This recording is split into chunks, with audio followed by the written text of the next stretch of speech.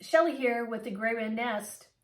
I have a really cool video for you today, but before I get into that, I have a couple housekeeping things I'd like to share. I do have a membership out on the YouTube channel. Take a look at it. There are 3 tiers, and I want to thank Carolyn Lewis 7406 for joining the highest tier. So Carolyn, I hope you're listening to this. There is a membership email that went to you, and it's been updated recently on ways to get a hold of me so that we can continue our collaboration. Today I have a really cool project to share with you. We're going to make this.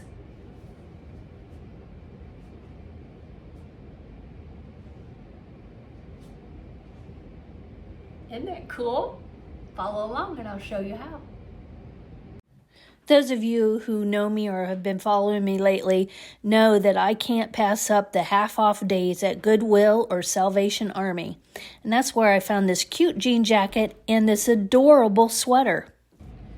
So on this jean jacket, I'm going to cut it out differently than I have in the past. I have other videos showing where I leave a little bit of a ledge here to sew on. But now, what I want to do is I'm going to keep the collar and the shoulder area and the front and the bottom all intact. And I'm going to cut out the rest.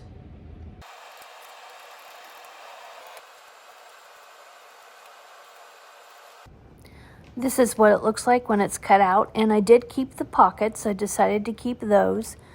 And then for an easier look, I put it on my mannequin so that you could see exactly what is cut out and what's not. It's actually sitting on a white sweater, and I'll tell you what, that sweater looks pretty darn cute under it too. Now it's time to cut the sweater. I make sure that I cut on the seam of the sleeves and cut my sleeves off.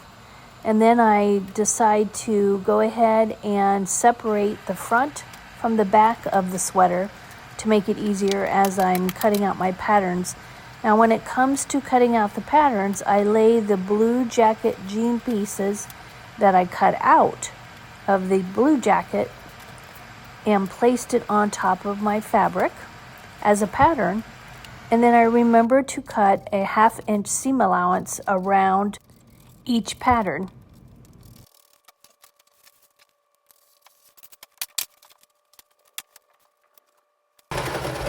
Next, I serged around the edges of all of my fabric pieces so they don't fray. And I highly recommend that if you don't have a serger that you at least zigzag your edges. It's very important because that gives you your professional look. Here I was laying the pieces inside the jean jacket frame to ensure that it was actually going to fit and have a nice appearance, because if your fabric is too little, it's not going to work, and if it's too large, it's not going to work. It has to fit in there securely. So here I'm pinning my right sides together so the pretty sides are kissing each other, and I just clipped them on the sides. I'm trying to take it through my head on what's easiest to do, whether I inset my sleeves first and then sew down the sides and the seams of the sleeves and the sides together, or do my sides first and inset my sleeves. Since I need to make sure that this fits my waistband first, I'm going to go ahead and do my side seams and then sew it in the jacket and then inset my sleeves. So right now, back is facing down, the front of my jacket is facing up, right sides together, pretty sides kissing each other. And we're going to take it over to the sewing machine, my regular sewing machine, and sew a 1/2 inch seam allowance on each side. Before I do that, I need to find some all-purpose matching thread. So I go in here into my thread spools and I find the right color match. I think this will do it. What do you think? Now it's time to sew the 1/2 inch seam allowance. I make sure that my needle is all the way over to the left as far as it can go, and I just use the presser foot as my guide down my fabric side there. And that gives me a good 1/2 inch seam allowance. Time to go back over to the cutting table and place my fabric inside of my jean jacket panel again, matching up the side seams there, and then making sure that I have, everything aligned and matched, because that's very important. Now it's time to secure the right side of the fabric, the serged edge, to the wrong side of the jean jacket. And that shiny stuff that you saw there a little bit ago, that was actually Heat and Bond Light that I ironed on. Actually, not light, the thicker, more strong permanent bond. But it wasn't, it just didn't hold the way I wanted it to. But I have a feeling if I had the proper Heat and Bond for more of a heavy-duty fabric, it may have worked. And it's worth a try. If you're not a good sewist, that you would just do that and iron it on and you would be done with your project. But I wanted to make sure mine was secure, so I glue basted it in and ironed the serged edge to the glue, and it gave it a nice permanent hold, or I shouldn't say permanent, but a temporary hold, so I could take it over to my industrial sewing machine and sew down the seams.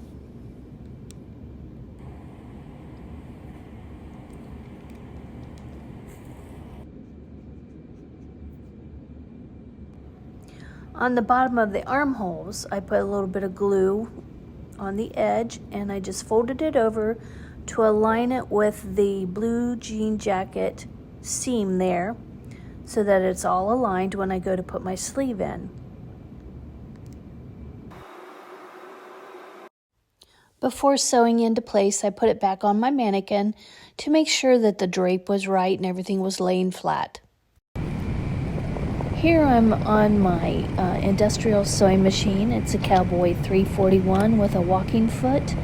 I'm using 69 bonded nylon thread along with an 18 needle, and you can see it's just going through like butter. It's a piece of cake when you have the right equipment.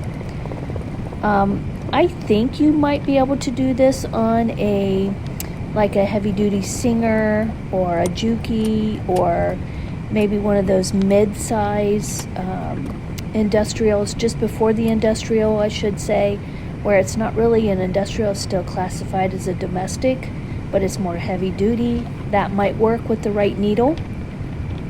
But if you have an industrial, by all means shift over and use it, because it was so easy. I just sewed right on top of that seam.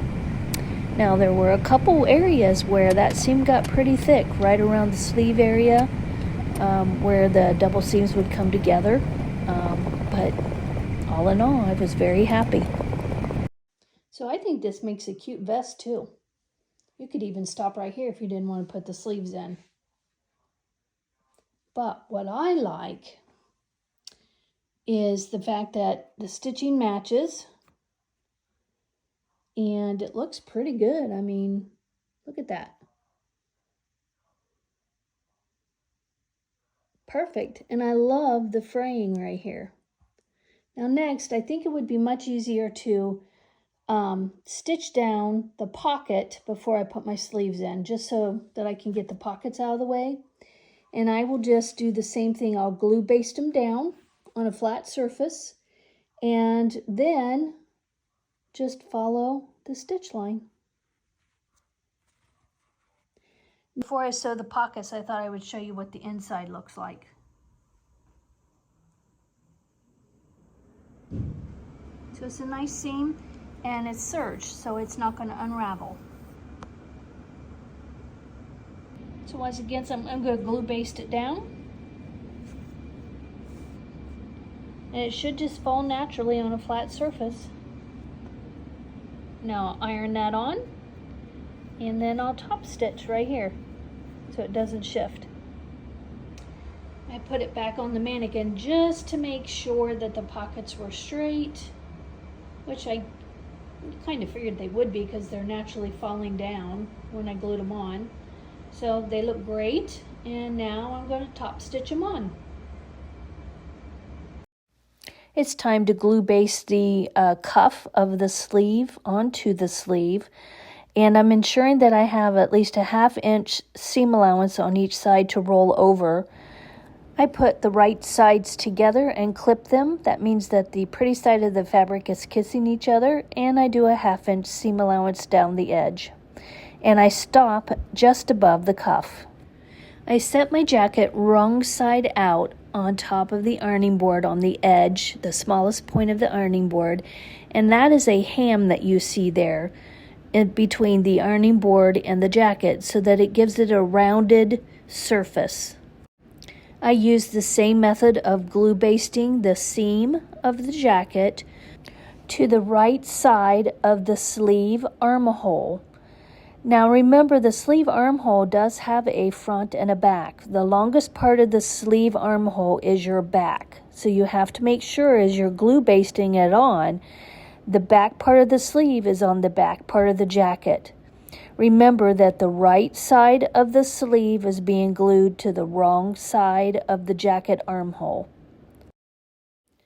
Then I ironed it into place.